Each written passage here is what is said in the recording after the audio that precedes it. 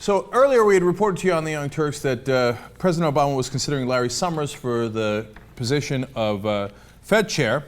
And he was also considering Janet Yellen. Janet Yellen is actually very qualified. She's vice chairwoman at the Federal Reserve right now. And she had predicted the housing bubble and the credit default swaps being an enormous problem, shadow banking being an enormous problem. She did that back in 2005 for the housing bubble and 2007 for the other two. Prescient, experienced, a ton of Democrats are behind her. And of course, I was outraged that Larry Summers would be considered because he was one of the people who deregulated the banks in the first place. And that obviously turned into the 2008 economic gigantic crash. Well, now there's news from the New York Times that it turns out Larry Summers was not the first choice of the administration. Oh, thanks God. Okay, great. So who was the first choice? Tim Geithner. Of course, Obama's former Treasury Secretary and what has been described by one author and backed up by many other reporters as Obama's, quote, man crush. That's Tim Geithner. Tim Geithner apparently not as crushed back because he would like, of course, to cash in on all the favors he's done for the banks all these years. So he's going to go to take one of their jobs and make millions of dollars. So he says no to the Federal Reserve. So for all the people who thought President Obama had perhaps learned his lesson, and hey, Geithner and Summers were the people who got us into this mess. Geithner was at the New York Fed when he chose not to regulate any of the banks, and that turned into a disaster. No, bad news for you. President Obama has learned none of the lessons. All right, why do we think? Now, it could be, look, I understand that it seems like, considering that he was considering Geithner and now Summers, that he hasn't learned any lesson, and, this is a reflection of his true economic, ideology, I suppose. It could be that he's just not a very social person, since he only seems to know two people in Washington. Yeah. And it's, whatever the job is, I know this guy Tim. I'm sure he would do well there. No, John, that's a great point. There was actually another article written where somebody said, hey, can you go outside of the same circle you constantly go back to? And then Bernie Sanders came in and he said, how about Joseph Stiglitz? I mean, I'm not asking for much. He's a Nobel laureate. In fact, he won one by himself and one with another group. He's got basically two Nobels under his belt.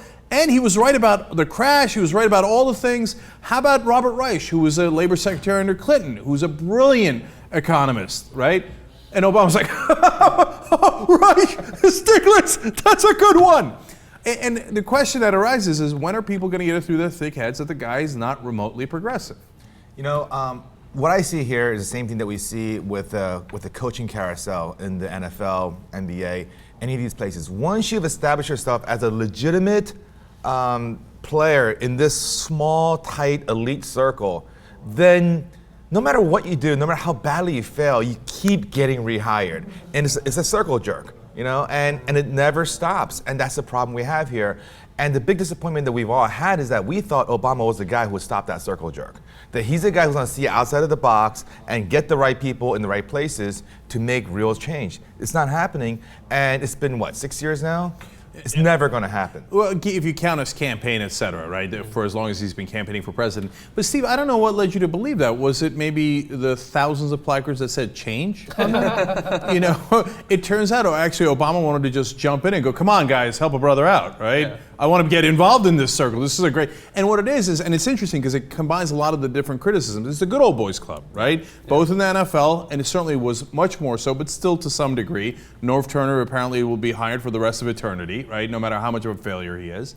And the good old boys club in Washington, and in fact, people are saying, come on, you've got an enormously qualified woman here for the job, and she was right about everything.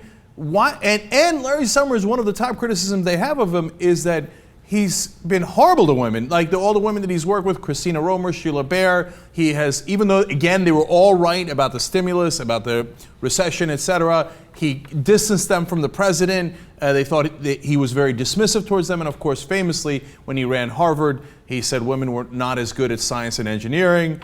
It would be awesome to have a woman replace. But the woman-man thing I don't care that much about. I care more about the same old people, whether they're guys or girls, right, as opposed to bringing in somebody fresh who might actually be right. I mean, for me, it really goes to the heart of Obama's, whether you want to call it weakness or whether you want to call it his inability to do things that are anti-establishment. Because there are certain things that he must do to get a pat on the back from the establishment, and he's deathly afraid to do something different. Stability to him even if it's a stable and organized destruction of our economy, is better than destabilizing what we have. Well, that's the central irony of Obama's campaigns and administration, that he ran on change, but the reality is he hates change. He loves stability. He does not want to rock the boat. If there's one thing that you can characterize Obama for, is don't rock the boat. Well, you know, the thing that Barack Obama ran on, correct me if I'm wrong, but I remember him saying, you can't hire the same guys who drove us into the ditch to drive us out of the ditch. Yeah, that's exactly what he said. Didn't he always say that? And That's then here he is. exactly right. So Larry Summers was with the repeal of Glass-Steagall. He was for the Commodities and Futures Modernization Act. He's been on the wrong side of every issue. He wanted a smaller stimulus instead of a bigger. So he's been wrong about everything. And yet Barack Obama, who said he doesn't want the guys who drove us in to drive us out, is picking the guy who drove us in.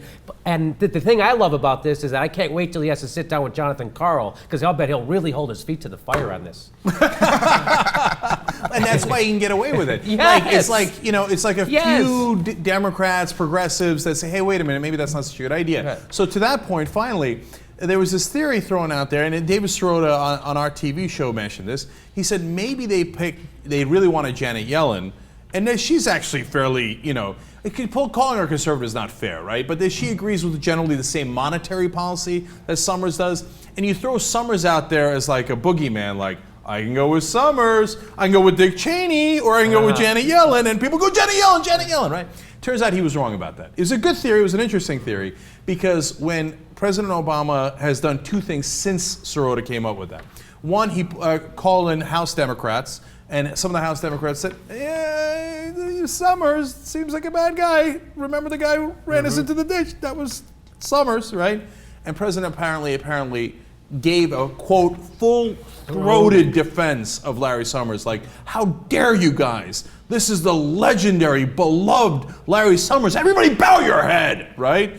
And then second of all, he's now sent out all their female surrogates, like Sheryl Sandberg, who's of course a very powerful executive at Facebook, who used to work with Larry Summers in the past, to come out and say, oh, no, Larry Summers? Oh, he's great with women.